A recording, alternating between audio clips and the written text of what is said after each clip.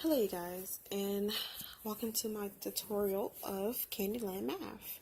Here's my board. I'd just like you guys to see. It's just like a Candyland, the game. There's not really a special type of how to play it. If you already played Candyland before, most of you guys already know that. Most of you guys already know that Candyland is basically one of the children's most, well, to me, it's mostly a kid's favorite type of game. You can play actually up to, I believe it's first, the grade category says what, I think it's actually 6 to up, if I'm not mistaken. Anywho, this is a really special game. I really like it. I really enjoyed when I was a kid. So I kind of wanted to make a game out of it and have the kids make sure they interact and just have a fun time playing it.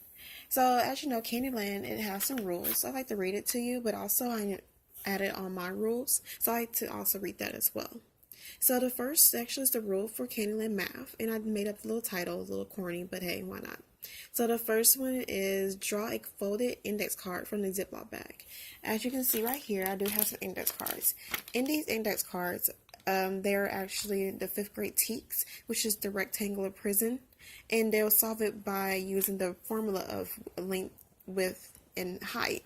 So they'll have to multiply all of these numbers into order to get the answer. So, like I said, you'll draw from the folded index cards from the Ziploc bag.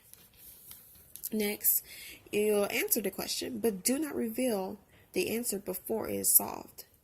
So once they're able to get an index card from here, they will have to answer it. And I will provide scratch paper and pencil.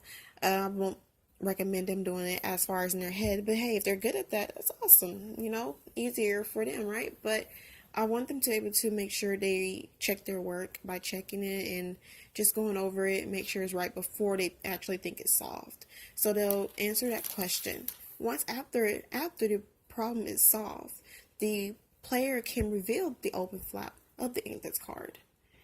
So after they're done,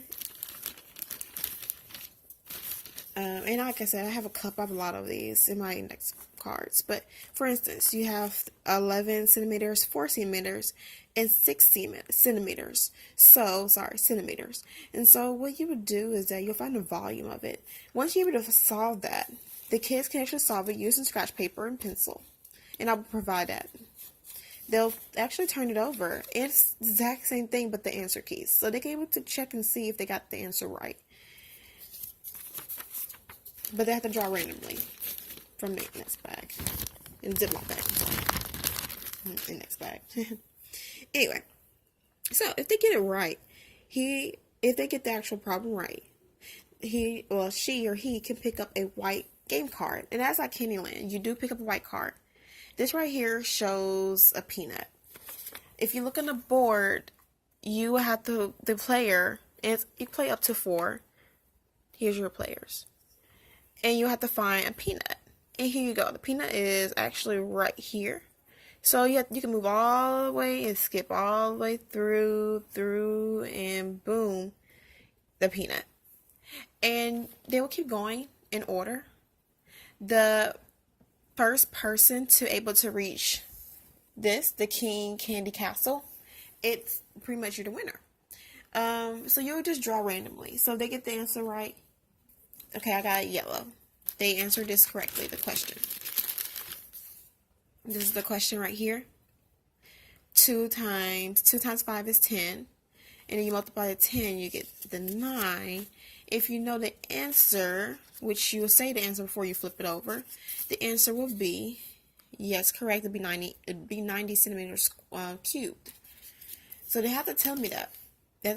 Actually tell me that before they're able to draw out of this, which it will be stacked. Right now it's kind of messy, but it'll be stacked correctly. And it'll draw it from the first one they see, it'll draw one. And you'll get, okay, a red. So this is the next player. They draw all the way to red. So fortunately the red was moved only to here. But that's okay, this got a chance to move up.